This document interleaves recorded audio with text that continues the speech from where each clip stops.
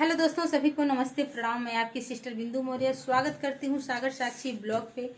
तो आज मैं बताना चाहती हूँ, कई भाई हैं जो कमेंट करते हैं कि सिस्टर आप कहाँ से हैं। तो मैं जिला सोनभद्र से हूँ। तो आज मैं एक छोटा सा और बहुत ही प्यारा शिक्षा पे गीत लेके आई हूँ, और एक गीत आप सभी को कैसा लगेगा ज़रूर कमेंट्स के माध्यम से बताने की कोशिश करिएगा आप लोग। और गीत में यदि कहीं से कोई कमी रहती है तो निसंकोच आप लोग कमेंट करके मुझे बता सकते हैं कि सिस्टर यहाँ पे एक कमी है, तो मैं सुधारने की कोशिश करूँगी। और आप सभी से रिक्वेस्ट यही करूँगी कि आप लोग एक दूसरे के चैनल का सपोर्ट करिए और हमारे भी चैनल का सपोर्ट करिए। नून रोटी खा के भले जिंदगी बितैहा, नून रोटी खा के भले जिंदगी बितैहा, अपने न पढ़ल बाकी बचवन के पढ़ैहा। अरे नून रोटी खा के भले जिंदगी बितैहा, अपने न पढ़ल बाकी बचवन के पढ़ैहा। पढ़ लिख सीखऊ है जग में महान बा, पढ़ लिख सीखऊ है जग में महान बा।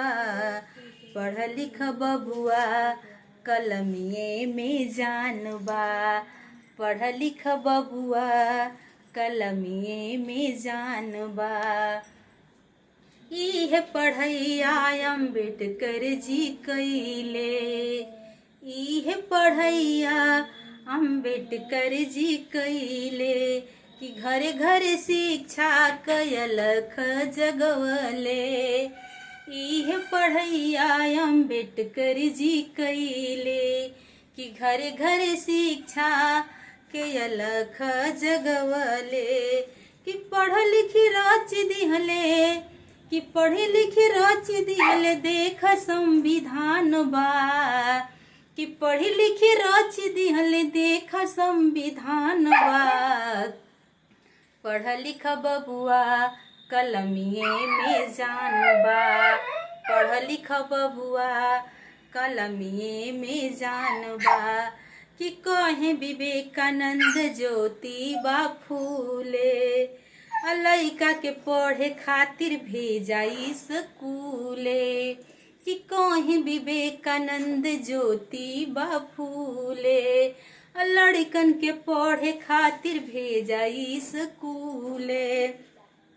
कि पढ़ल लिखल के अलगे, कि पढ़ल लिखल के अलगे समाजबा, कि पढ़ल लिखल के अलग पहचान बा। पढ़ लिख बबुआ कलमिए में जान बा, कि पढ़ लिख बबुआ कलमिए में जान बा। तो हमारा ये गीत आप सभी को कैसा लगा आप लोग ज़रूर बताने का कष्ट करिएगा।